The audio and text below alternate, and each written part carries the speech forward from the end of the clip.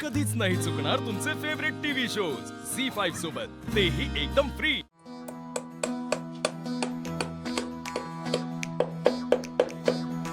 सूर्या रे, हे काय करतोस?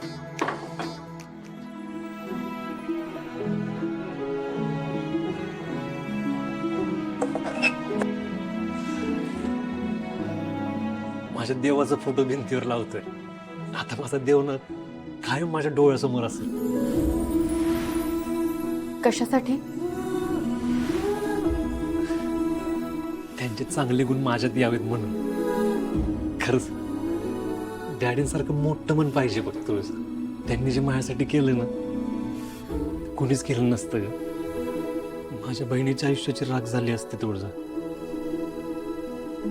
पण डॅडीने तिच्या आयुष्याचं सोनं करून टाकलं।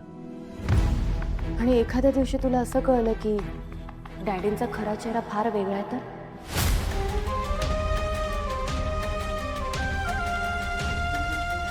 असं नाही होणार तुळजा।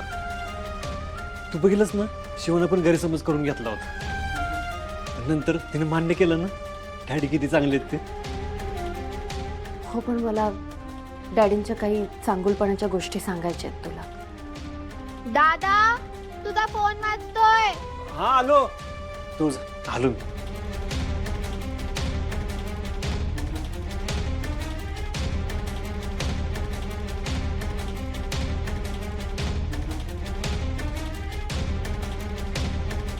तुझं काय करायला निघालीस तू?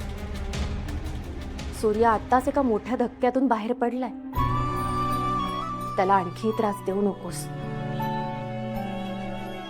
आणि जरी तू त्याला डॅडींबद्दल सांगितलंच तरी तुझ्याकडे काय पुरावे? आणि समजा त्याने तुझ्यावर विश्वास ठेवलाच तर त्याच्यामुळे त्याच्या बहिणीचं किती मोठं नुकसान झालं हे कळल्यावर तो मोडून पडेल। पण शत्रू तेजूला सुखाने नाही जगू देणार। हो, पण मग आता तेजूला स्ट्रॉंग व्हावं लागेल। जे घडलं त्याच्याकडे संकट नाही तर संधी म्हणून बघ। आता हे सगळं बोलून काही होणार नाही, कारण तेजूने तिच्या मनाने हे लग्न केलं। हे सगळं करून घरातलं वातावरण बिघडून काही हाती लागणार नाहीये। तुझाही योग्य वेळ नाहीये सूर्याला सत्याची जाणीव करून द्यायची। होय होय, खरं आहे तुमचं। माझ्या तेजून ना खरंच नशीब काढलंय हो। आता बघा बाकी तीन बहिणींची पण ना अशीच मोठ्या घरात लग्न होतील। तुमचा आशीर्वाद फक्त माझ्या पाठीशी असं राहू दे। हा, ठेवू का? तुळजा, बघितलं का कुठनं कुठनं अभिनंदनाचे फोन यायला लागलेत। आपल्या तेजूला चांगलं स्थळ मिळाले ना हे ऐकून लय खुश आहेत सगळी। त्यांचं सोड, त्यांच्यापेक्षा मीच लय खुश आहे।